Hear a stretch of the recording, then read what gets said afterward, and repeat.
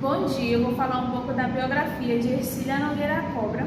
Ela nasceu em 1891, é brasileira, natural de Mococa, São Paulo. Primeiramente, ela passou os primeiros dias de vida, os anos de vida, junto com a irmã Estela, na casa da avó paterna dela. Só que a família dela foi à falência por causa de uma irresponsabilidade do pai dela. Aí, por conta dessa falência que ocorreu com o pai dela, ela foi morar junto com a mãe e as irmãs mais novas em uma fazenda. E ela foi junto com a irmã dela, a Estela. Só que chegando lá, elas não se conformaram com o lugar, principalmente a Hercília. Então ela fugiu, mas depois ela foi encontrada e foi levada para um asilo de moças rebeldes. Hercília cursou a escola normal. De acordo com alguns amigos dela, ela era muito inteligente, tinha um temperamento forte, mas também ela era muito generosa. E ela também discutia muito com os professores. Só que por causa dessa grande inteligência, ela foi aprovada em um concurso para ela ser professora. Só que ela não exerceu a tarefa. Aos 40 anos, ela continuava solteira e sem filho. Bom dia, eu vou dar continuidade ao trabalho sobre a biografia de Hercília Cobra Nogueira. Bom, a Hercília Cobra, ela é filha de um barão de café. Ela é filha de uma família aristocrata, rica. Como já foi falado, ela nasceu em Mococa, em São Paulo, né? E ela alimentou o sonho de ser pianista. Só que seu pai a proibiu de participar de um concerto. E isso a fez repensar várias coisas em relação à educação da mulher. A morte do pai teve de ser mandada para a sua cidade natal, na fazenda onde ela morava. E ela foi mandada para um asilo, um internato, onde lá ela ficou com a sua irmã. E só que elas fugiram desse asilo para tentar a vida em São Paulo. E o seu nome foi mudado para Maria Madalena nessa época. As duas irmãs concluíram a escola normal em 1917. Na cerimônia de formatura, ela rasgou o diploma porque ela não foi considerada a primeira da turma. Ela começou a escrever textos para o jornal anarquista, Gesta, e ela conheceu o Rio de Janeiro, Buenos Aires, Paris, na década de 1920. De volta ao Brasil, ela escreveu o ensaio Virgindade Anti-Higiênica, que foi publicado por Monteiro Lobato. Ela fez críticas à educação da mulher, ao casamento e à religião. Esse livro ele foi queimado e foi proibido pela polícia paulista, porque o título ele causou muito espanto nas pessoas na época. Ele foi considerado pornográfico. Muitas pessoas não entenderam o que ela quis, qual a mensagem que ela queria passar com esse livro e o título que ela escreveu. Ela também publicou, primeiro ela publicou um ensaio, A Virgindade Anti-Higiênica. Após isso, ela publicou o romance Virgindade Inútil. Ela foi marginalizada pelo conteúdo de seus livros. Ela mudou-se para Caxias do Sul, onde adotou o nome de Susana Germano. Ela abriu a Pensão Royal, na zona do Meretrício, um cabaré nessa zona. Em 1942, a casa foi fechada por causa de dívidas com a prefeitura. Perseguida pelo Estado Novo, ela foi presa e torturada. Ela então fugiu para o Paraguai e nunca mais teve notícia do local e da data de sua morte. Hercília ela é considerada feminista, apesar dela nunca ter se declarado como tal. A relação dela com o modernismo,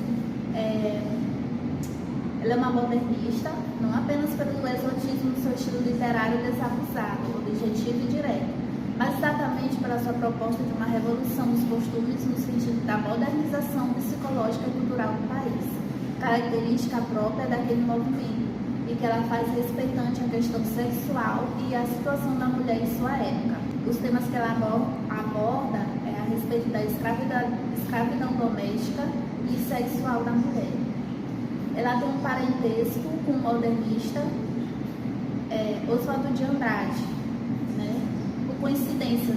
Bom dia, eu vou falar um pouco sobre uma das obras de Hercília. Ela fala de maneira muito aberta sobre sexualidade e prazer feminino. Em Virgindade Anti-Higiênica, publicado originalmente em 1924, o argumento de Ercília Cobra é direto e impactante. A negação de uma educação formal à mulher, igual à dada ao homem, e a imposição de um rigor comportamental, particularmente em relação aos atos e desejo sexual, é resultado de preconceitos defendidos pelos homens que se beneficiam deles, não fundados na ciência, mas em preconceitos que seriam, como ela disse, hipócritas. Para Ercília Cobra, a concepção do período que avaliava a honra feminina a partir de sua virgindade era incompatível com a modernidade, com a higiene e com a indiscutível igualdade que existia entre homens e mulheres. Virgindade anti-higiênica defende uma tese político-social, a igualdade de condições para homens e mulheres, enfatizando a educação de qualidade como um fator primordial para que a mulher possa reivindicar a liberdade sexual e profissional.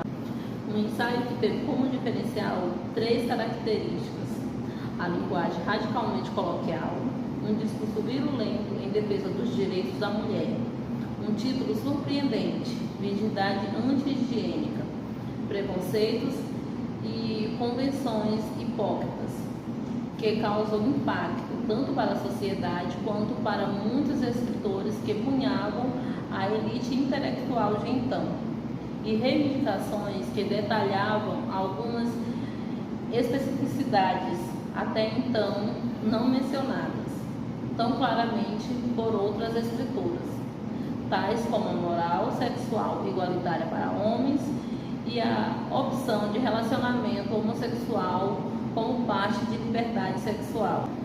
Bom dia! Apesar de ser desconhecido pela maioria dos brasileiros, atualmente o livro Virgindade Anti-Higiênica é uma das obras que teve maior impacto do século XX. O livro, apesar de ser considerado curto, aborda diversos temas relevantes para o empoderamento feminismo ontem e hoje. Tamanho foi o impacto de seu livro que a sua primeira edição teve sua circulação proibida pela polícia, sob protesto de tratar-se de uma escrita imoral, descrita como quase pornográfica. No apelo aos leitores e numa tentativa desesperada de tentar ser ouvida, Cobra afirma: peço às criaturas inteligentes que não façam coro com os idiotas que dizem que meu livro é imoral. A autora ainda advoga pelo fim da prostituição. Cobra afirma que a grande mola propulsora da prostituição é a falta de qualificação para as mulheres para o mercado de trabalho. Não ter ofício, eis a grande questão. Tal situação tornaria as mulheres economicamente reféns de pais, maridos, os detentores do capital. Cobra ainda tenta desfazer alguns mitos que cercam as profissionais do sexo. Muita gente pensa que todas as mulheres que se encontram nesses lugares de infâmia são depravadas, é um puro engano, ali há ótimas mães. Outro tópico abordado por Cobra é o modelo de educação no qual as meninas ricas e pobres são submetidas. Cuida-se de tudo quanto diz a respeito da elevação moral do homem em seu preparo para a luta e pela existência. A mulher, quando se escolhe um colégio ou um convento, nessa perspectiva, a educação oferecida nos centros religiosos católicos, em sua grande maioria, não prepararia os jovens para enfrentar o mundo real e não oferecia o que Cobra chama de tino prático e a capacidade de compreender a engrenagem da vida complicadíssima. Nem mesmo a religião é deixada de fora das críticas de Cobra. Segundo a mesma, Virgem Maria, apesar de seu papel relevante no catolicismo, continua sendo a serva do Senhor. Nem mesmo o Islã é poupado. Sem cerimônias, ela afirma: Mohammed, mais descarado, não pôde resistir ao seu sensualismo e decretou audazmente a poligamia. Questões políticas como o direito ao voto feminino também são abordadas. Usando a França como exemplo, a autora espera que o Brasil inclua as mulheres no processo democrático que envolve a escolha de representantes políticos e que lhe conceda o sufrágio, algo que aconteceu 8 anos após a publicação de sua obra, em 1932. Cobra também aborda a aleijada fragilidade física do sexo feminino, que não alinhava com as dores que as mulheres suportavam durante o trabalho de parto de seus filhos. Além de frisar o potencial físico das mulheres, Cobra também relembra o leitor das inúmeras amostras de valentias das enfermeiras na Primeira Guerra Mundial, que se deslocaram para campos de batalhas, atuando em hospitais de campanhas a fim de salvar vidas de seus compatriotas. De maneira vivaz e brilhante, Cobra não trepida em dizer verdades duras que chocam até mesmo os leitores mais cientes. Nos dias de hoje, divida a dureza de suas palavras. O seu discurso é direto e impactante. Seu livro quase chegou a ser dado como perdido e inquietante. Por fim, para a Cobra, o despertar da mulher é um fato. Olá! Hoje nós vamos dialogar sobre Ercília Nogueira Cobra, partindo da perspectiva contextual da sociedade brasileira nos anos 20, período este em que a autora lança para a sociedade as suas obras Virgindade Inútil e Virgindade Antes de Ele, as quais serão abordadas após a contextualização histórica em que Ercília lançou as suas obras e também da sua biografia. Vou falar da obra Virgindade Inútil, novela de uma revoltada, de Ercília Nogueira Cobra, uma narrativa publicada em 1927, um romance que relata a história da personagem Cláudia, uma jovem clínica formada com a educação dada às mulheres e com a dominação que os homens detêm sobre seus corpos, resolve sair de casa ao encontro de um novo destino. Essa deve ser a primeira obra, considerada a resposta da personagem Cláudia à interpelação de Cecília a bordo de algum dos transatlânticos franceses na rota de Ouro e Prata, em 1920, em sua viagem à França. Cláudia indaga por que Cecília não fizera, antes de embarcar, a pregação de suas ideias, ao que Cecília responde que não a fizera por não acreditar que fosse ouvida.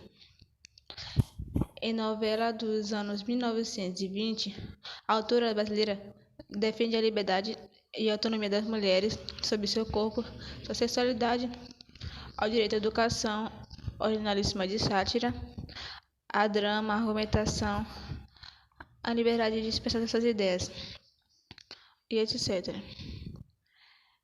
O livro inicia-se com uma observação que avisa o leitor sobre as expressões obscenas e vulgares que aparecerão durante a narrativa. A voz narrativa introduz seus pensamentos centrais, o da desigualdade sexual entre o homem e a mulher, ou seja, a mulher precisa renunciar a seus instintos naturais, anulando seus desejos sexuais e pode manter-se virgem, enquanto o homem pode satisfazer-se de maneira totalmente livre. O narrador ressalta o quão antinatural é obrigar a mulher a se manter sua virgindade. Buscando sua emancipação, a protagonista Cláudia encontra-se sozinha em um mundo em que todos parecem conspirar-se contra ela e contra todas as mulheres. E também o romance é iniciado com o título Observação, na qual a própria Nogueira Cobra desenvolve-se a temática como se fosse uma tese. Em seguida, no subtítulo Intuito, a voz é da narradora, que demarca o espaço da narrativa, inicia-se com 20 pequenos capítulos sem títulos apenas enumerados. A partir dos capítulos, o relato da vida de Cláudia vai se desenrolando no cenário e nos eixos das duas grandes cidades em que se firmou inicialmente após haver saído de casa. E por fim, a protagonista, Cláudia, ela não tinha o perfil das mulheres moças de família. Ela foge de casa, do convento e da família para se tornar uma mulher livre, independente do seu dinheiro e do seu corpo. E para sobreviver, ela faz muitas coisas, inclusive a prostituição. Só que Cláudia não tem um final trágico. Pelo contrário, ela consegue uma vida feliz e sem arrependimentos. Muito magra. Pra ter filhos, nem pensar.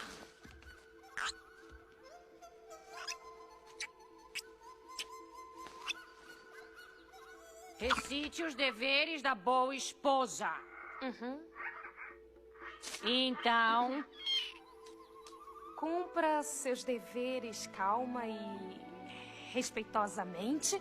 Reflita para depois cair. Agir!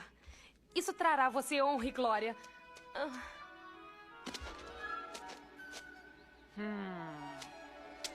Venha cá. Agora, pode servir. Para agradar seus futuros sogros, é bom demonstrar dignidade total e refinamento. Deve ser também equilibrada. Desculpe, mas... E silenciosa! Eu posso pegar de volta? Só um pouco. Ora, sua desastre!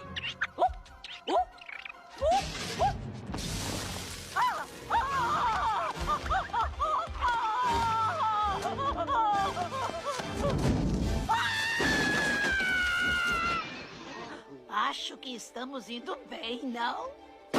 Apaga! Apaga isso! Apaga!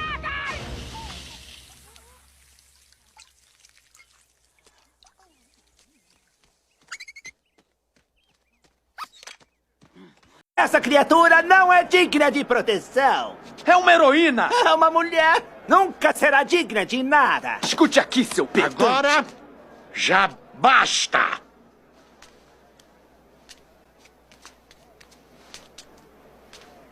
Majestade, eu posso explicar.